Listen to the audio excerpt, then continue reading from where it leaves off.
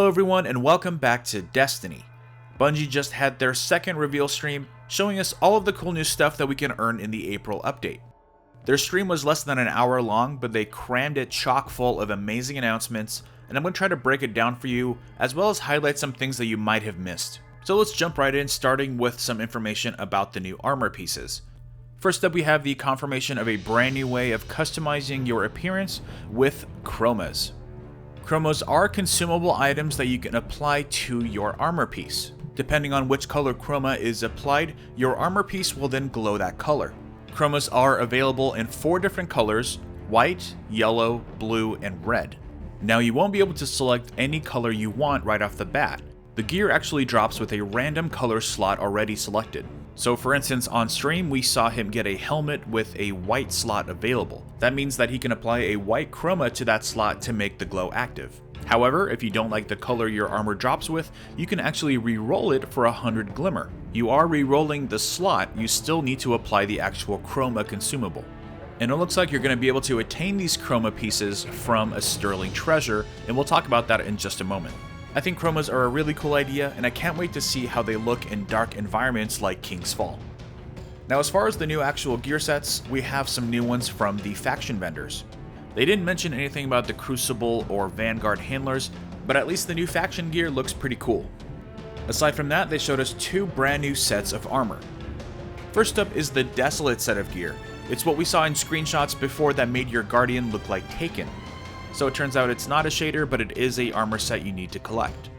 Even though the Desolate set looks brand new because of the Taken effect, it's actually the exact same design as the Prison of Elders gear from year 1, which is slightly disappointing but still pretty cool.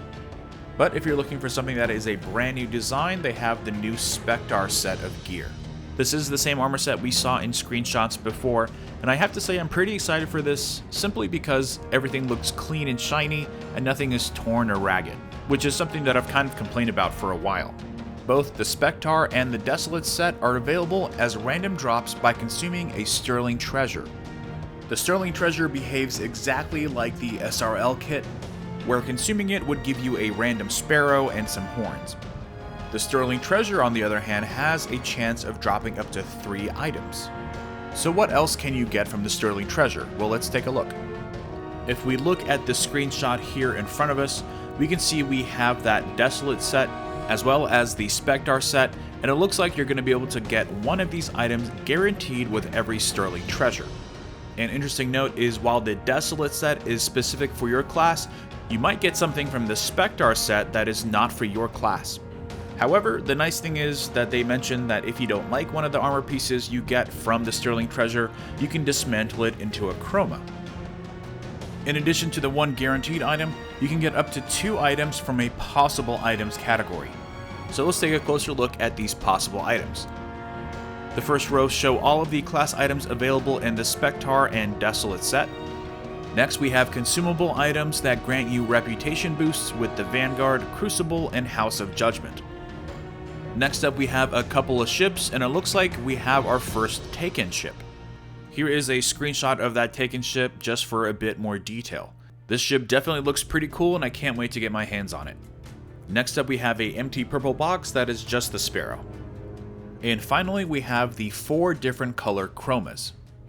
I'm personally pretty happy with all of the available items in the possible items category.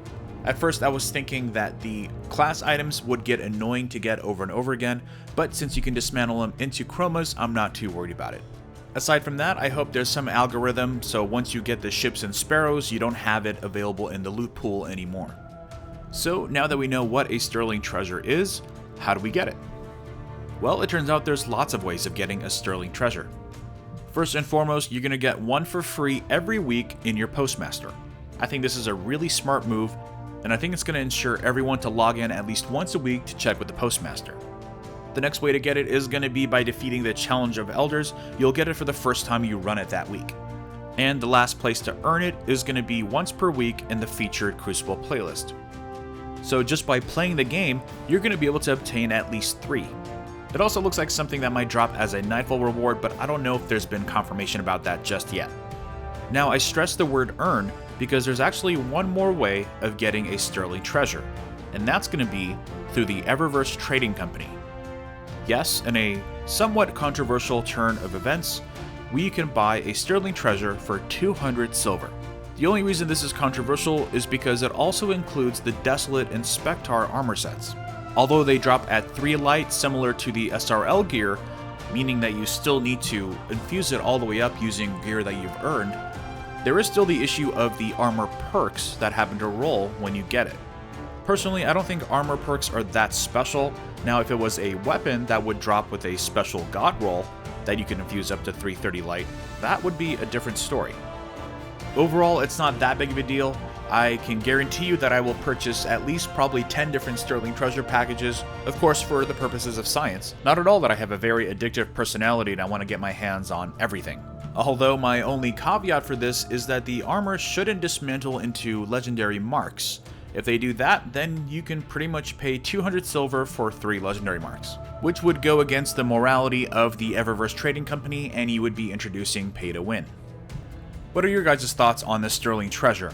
Leave them in the comments. Now, of course, that was only half of Bungie's stream, and we have tons more to go over.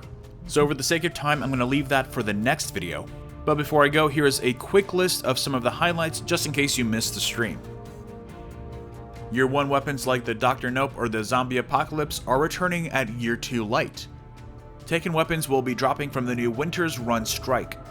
Light infusion will be 1-to-1, meaning that you can infuse a 335 light into a lower light item and maintain 335 light. Vault space has been raised to 108 for all 3 categories: weapons, armor, and general.